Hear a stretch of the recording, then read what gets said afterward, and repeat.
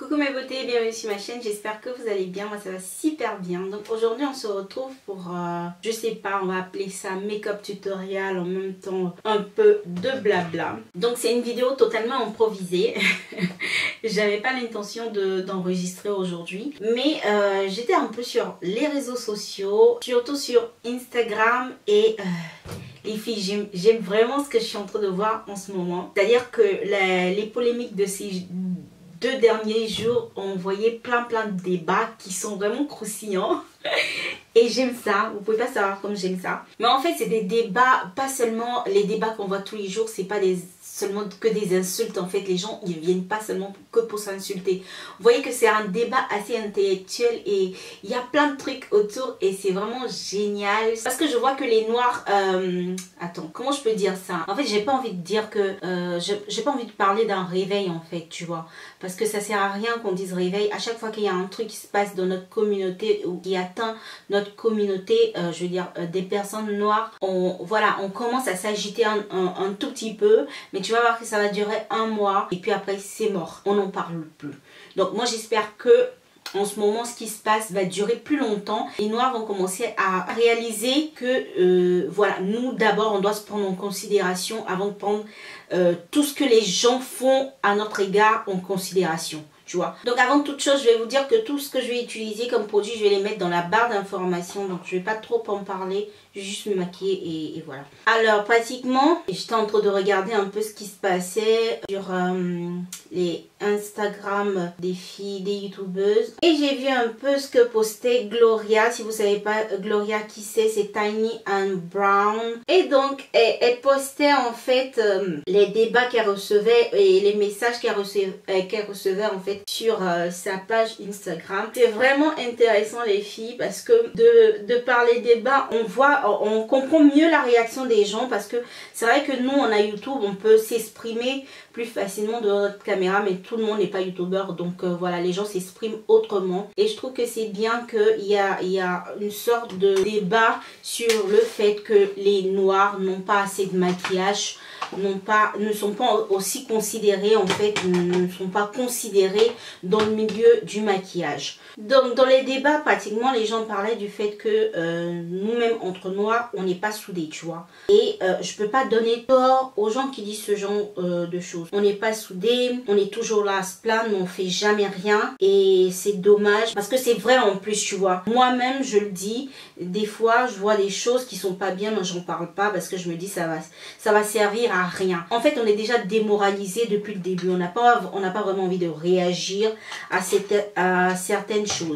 C'est vrai les filles, nous on s'entraide pas vraiment entre nous et ça c'est pas la première fois. Bon enfin, on le sait tous. On sait tous que entre noirs on n'a pas vraiment d'entraide entre nous. C'est vraiment dommage, mais c'est comme ça. Moi je me mets dans le lot parce qu'il y a des moments où tu peux en fait valoriser des choses que tu valorises pas forcément, parce que comme je vous le répète, nous on a des plateformes qui sont assez suivies, donc c'est facile pour nous de faire quelques petites publicités pour nos frères en fait, mais on le fait pas. Je sais pas pourquoi, mais on le fait pas. Moi pour ma part, je vais pas parler des autres. Moi pour ma part, déjà il y a pas beaucoup de monde qui me parle de quelque chose, qui me disent écoute, est-ce que tu peux faire la pub de ceci ou de cela, parce que moi j'ai vraiment pas de problème à faire de la pub pour quelqu'un. Franchement, j'ai vraiment pas de problème. Je m'en fous à la limite quoi. Avant, oui, je dois dire que quand j'ai commencé dans mes débuts de YouTube, j'étais assez aigrie. Je sais pas pourquoi, il y a un moment où j'étais assez aigrie, dans le sens où je me disais mais j'ai l'impression de faire de bonnes vidéos, j'avais l'impression de faire de bonnes vidéos, de proposer de beaux looks, mais pourquoi ma chaîne elle prend pas, tu vois? Pourquoi les gens me regardent pas? Pourquoi les gens me questionnent pas? Pourquoi j'ai pas assez de vues? J'ai envie que les gens apprécient mon travail. En fait, c'était un truc personnel. J'avais vraiment envie de ça. Et sur d'autres canaux, je voyais des vidéos pourries. Moi, j'appelais ça pourri, mais peut-être que c'était pas pourri en fait. Peut-être que c'est moi qui montais la tête, je sais pas. Mais en tout cas, j'appelais ça des vidéos pourries. Je trouvais qu'il y a des filles qui faisaient des vidéos, voilà, à la va-vite et mettaient les produits rapidement. C'est pas une question d'explication, c'est pas si elles expliquent ou pas. En fait, c'était que je voyais pas vraiment l'intérêt de faire des vidéos où le maquillage était bafoué pour moi, en fait. Et ces personnes-là, pratiquement, avaient des vues pas possibles, tu vois. Et là, je me disais, mais pourquoi ils ont des vues alors qu'elles font rien de bon? En fait, parce que je crois que c'est parce que j'étais trop sûre de moi. Alors que quand j'ai commencé, c'est pas que je me maquillais comme je me maquille en ce moment. Mais j'avais une certaine sécurité. Vous pouvez pas comprendre, j'avais une certaine sécurité qui me faisait croire que j'étais meilleure que les autres. Alors que c'est pas que j'ai fait une école ou bien je sais pas quoi, tu vois. Une espèce de supériorité, je sais pas, qui m'envahissait. Donc j'avais l'impression que j'étais supérieure aux autres. J'étais supérieure dans le sens que j'étais plus brave que les autres dans le maquillage. Bon, enfin, quelques personnes que je voyais. Alors je me disais, mais pourquoi celle-là elle passe et pas moi, tu vois. En fait, je pensais que j'avais le droit de juger. Et pratiquement, ma vidéo qui a fait le buzz, que les gens sont venus un peu plus sur ma chaîne, en fait, c'est la vidéo des sourcils. Donc quand j'ai fait la vidéo des sourcils, j'ai eu un boom pas possible sur ma chaîne, tu comprends. J'ai commencé à me dire, voilà. Mais ça voulait rien dire parce que juste après ma vidéo de sourcils, mes vues sont redevenues pareilles, comme avant. Tu vois, en fait, c'est la vidéo de sourcils qui allait bien, mais les autres n'allaient pas bien. Mais quand même, je vais dire, les abonnés continuaient à venir. Les abonnés venaient, mais j'avais pas les vues que je voulais. Et là, je me disais encore, je suis rentrée encore dans ma période noire, pourquoi celui-là arrive à faire plus d'abonnés et plus de vues que moi. Et je faisais pendant longtemps et arrivé à un moment, je me suis calmée, je me suis dit, oh, est-ce que tu fais YouTube pour les autres? Pourquoi je suis toujours dans la dépression alors que voilà, c'est pas un concours. C'est pas un concours. C'est des gens qui ont une passion, qui viennent proposer ça à des spectateurs et qui ont la réponse. Donc, mets-toi en question, c'est toi le problème, c'est pas les gens qui viennent te voir ou bien c'est pas celle qui fait des vues alors que toi tu penses que voilà, elle est pas capable. Donc c'est toi en fait, tu vois. J'ai commencé à me remettre en question et là j'ai vu que ben, c'est pas les gens le problème, c'est moi.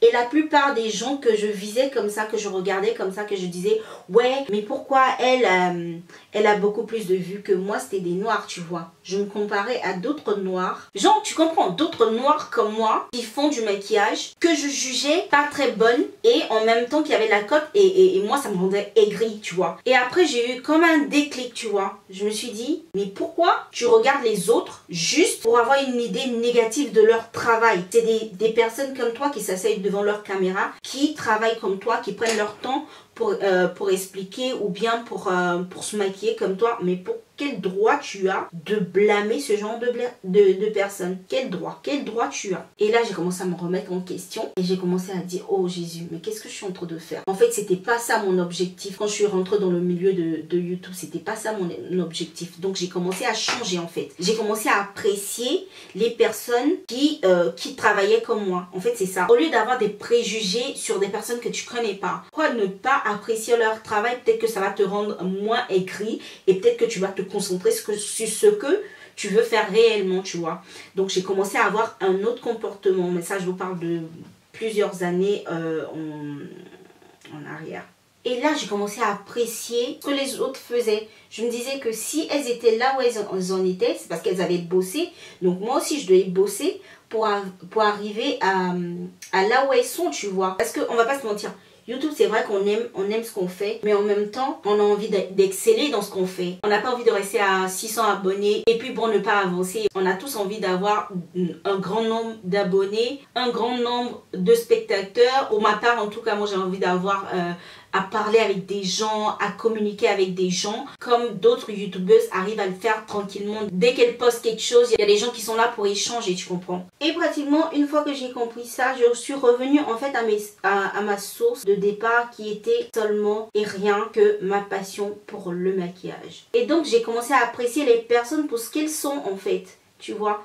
Je suis quittée de mon piédestal, comme on dit. Donc je suis redescendue sur terre un peu, voilà, j'ai arrêté ma gaminerie, on va dire, et je suis redescendue sur terre et j'ai commencé à apprécier pas mal de personnes. J'ai commencé à apprécier en fait, au-delà du maquillage, la personnalité des gens. Et donc petit à petit, j'ai commencé à me dire que mais il est grand temps d'arrêter ce genre de mentalité. J'ai commencé à me demander mais pourquoi ça m'arrive à moi? Pourquoi je suis pas une personne comme ça, je suis pas une personne négative. Mais en tout cas, ça arrive à beaucoup de personnes et c'est dommage, tu vois. Mais l'important c'est de vite se reprendre, de se dire que c'est pas un truc qu'on doit faire, voilà. Et comprendre que on doit s'entraider et s'aimer et surtout se supporter, tu vois, se supporter. Une fois qu'on comprend ça, on a tout compris. Une fois qu'on comprend ça, on a vraiment tout compris. Et moi, j'ai compris ça, tu vois. Si tu n'aimes pas la vidéo de la personne, tu la suis juste pas. Et moi, j'ai juste commencé à faire ça. Si le contenu d'une vidéo ne me plaît pas, je ne suis pas la vidéo que la personne poste. Ça peut être le contenu d'une seule vidéo. Ça ne veut pas dire que voilà, la personne est comme ça, tu vois. Parce qu'il y a beaucoup de gens aussi qui se créent des personnages sur YouTube, on ne sait pas pourquoi.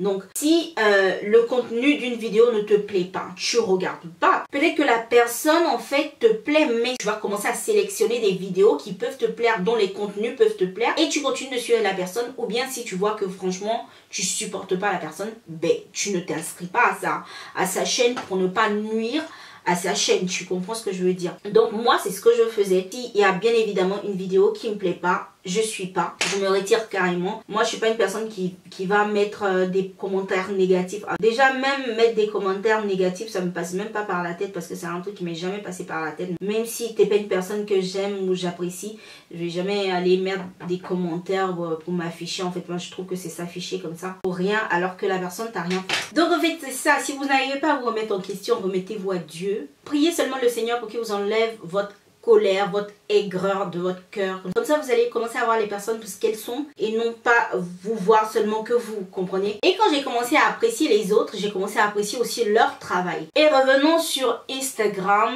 Il y a, comment il s'appelle déjà? Jenny Max, je crois qu'elle s'appelle comme ça.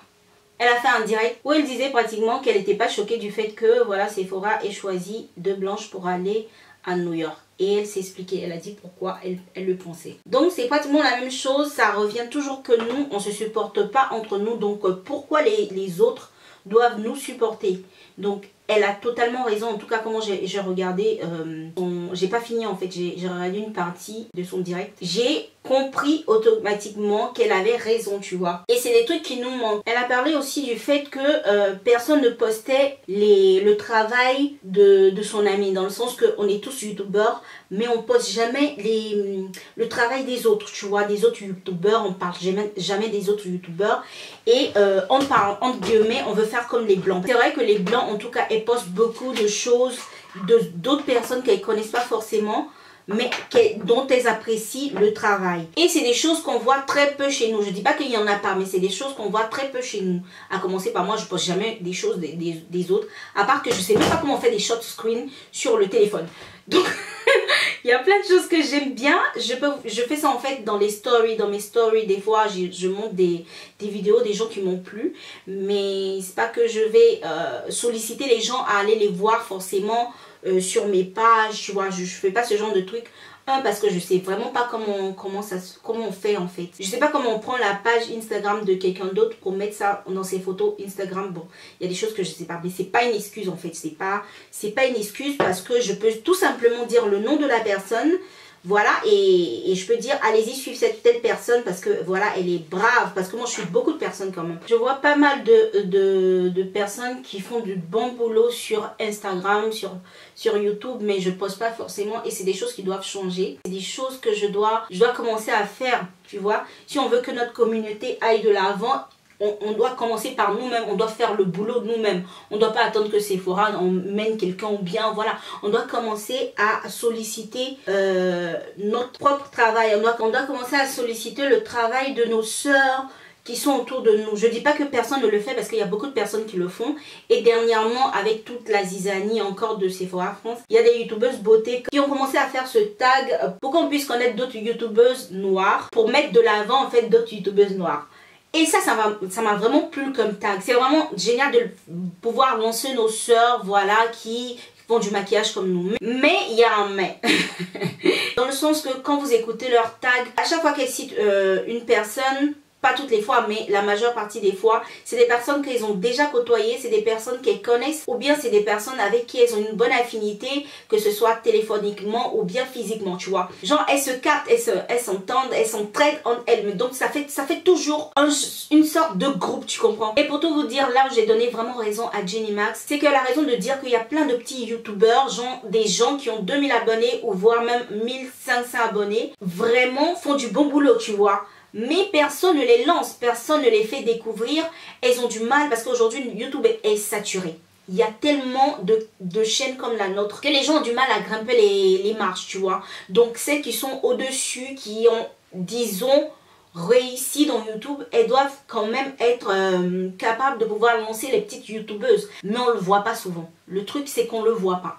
Quand une youtubeuse lance une autre youtubeuse, ça veut dire qu'elles ont pratiquement le même numéro de followers. Et c'est un peu dommage. Moi, au début, j'étais pour cette idée-là parce que je me disais, si une s'est cassé le cul, excusez-moi la vulgarité, mais si j'ai bossé vraiment, que je suis arrivée à ce niveau-là, pourquoi je dois te tendre la main, pourquoi tu arrives au même niveau que moi sans que tu fasses d'efforts? C'est vrai, c'est logique parce qu'on se dit ça comme ça, mais ça fait concurrence en fait. Ça fait pas communautaire, ça fait pas j'ai envie d'aider ma communauté à être de l'avant. Si on veut être de l'avant, on doit pouvoir, voilà, tendre la main aux autres qui sont beaucoup plus faibles que nous et les ramener à notre niveau. Bon, moi je suis pas une grande youtubeuse non plus, donc voilà. Donc je dis pas de lancer n'importe qui, n'importe comment. Ça doit être une personne que tu estimes dans son travail, tu vois. Tu aimes bien son travail, tu sais que voilà, c'est une personne qui peut avoir du succès. Donc pourquoi la laisser derrière, tu vois?